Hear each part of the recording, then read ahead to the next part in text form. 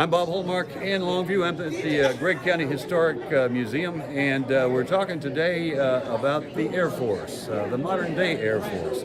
And one of the reasons that I'm here today is because we had a guest speaker that has joined us, a LeTourneau graduate. So we have a hometown connection here, and he joins us right now.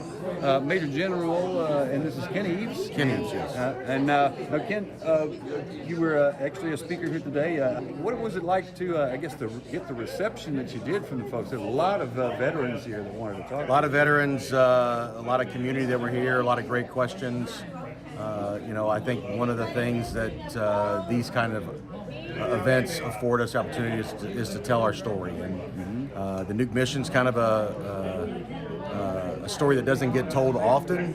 It's an important story. Air Force Global Strike Command, which is just an hour and a half down the road, is responsible for it. And so the opportunity to come over here and talk about what we do, why we do, the nearly 40,000 airmen in the command and what they do and how important it is. So.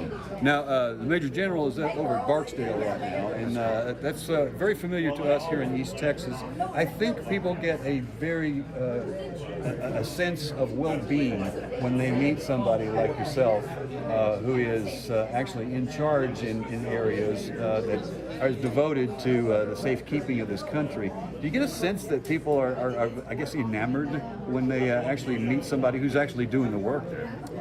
So I'll be honest with you, I have been fortunate enough that the American populace has just been thankful for service, and it's almost uncomfortable at times when people will go. I've had literally 10-year-old kids come out of their way across the parking lot to thank me for service, and it didn't look like their parent prompted them to do it. So whether it's a Nuke mission, whether it's any of our other missions that we do, whether it's Air Force or the other services, the reception that we have today, which has not always been the case, but is fantastic, and it's greatly appreciated. The Major General was also a fighter pilot for a lot of years. 17 years. And now you have had lots of experience in flying these warbirds. There's a sense that people have when they actually meet somebody, right in front of them who's done this, of what is that like? And I mean, it's kind of hard, I guess, for you to express that because you have to do it to really understand what it's like to do it. Yeah, I mean, I wouldn't.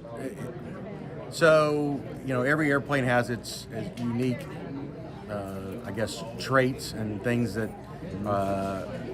make the pilots different, or at least different skill sets that are utilized. Fighters, obviously, they can be a large physical toll with the G-forces that they pull and everything else. But our aircraft have gotten very cerebral. It is a thinking man's game, thinking woman's game, and so. I would say while it is it was a physical, to fly fighters was a physical event.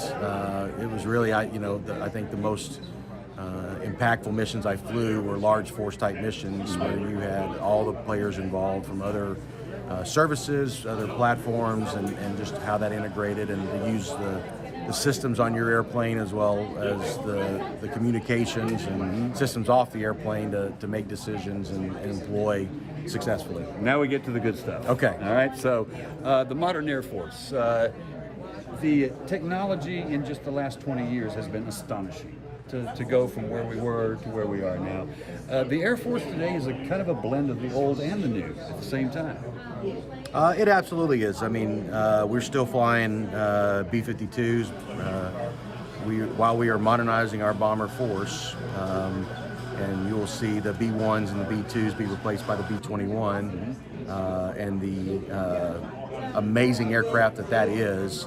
The B-52 is still a workhorse and was built strong, and it's right now is planned to fly out to 2050. And so we are in the process of giving it a bunch of new things, new radar, new engines, and capabilities that will make it just as formidable of a aircraft in 2050 as it was 40 years ago. In all honesty, less than 1% of people serve in the military. So while I'd love to have them in the Air Force, just serve is all we ask. We're not, don't even have to make it a career, but having somebody serve a tour and experience that. A lot of folks find family with the folks that they serve with in the military, lifelong relationships, doors get opened, opportunities, training. It's just a fantastic avenue for those who can. And aviation. I mean, that's one of the things that got you into this is, you had a fascination with aviation. Since I was in fifth grade, yeah, absolutely. I'm sure lots of kids out there are like that. And I guess you would encourage them to go to this direction. So as a guardsman, I'm a Missouri guardsman, with the Guard, the Reserve, the active component, we've got reserve capability in the Navy, we've got Army and Reserve in the, Guard and Reserve in the Army. Mm-hmm. There's lots of different ways to serve, and frankly, there are great jobs in the mission support aspect of it. In the aircraft support side of it, whether it be maintenance or the other things that make it the aircraft fly. So there's just pretty much no limit based upon what they would want to do, and frankly, it makes a great resume when you put in there, hey, I've got a secret or top secret clearance. I've done this job. I've demonstrated followership. I've demonstrated leadership. All the things that make a great candidate for a job. So. It's a great place to start, and with the education benefits that we see across the different components within the services, as well as the services, it's a good path for those who can. Absolutely. Well, to quote an old motto, keep them flying. You betcha. Nice meeting you. Thank you, Major Jim. Appreciate it. All right, and we'll have more on this story tonight on KLTV 7 News for KLTV Web Extra. I'm Bob Holman.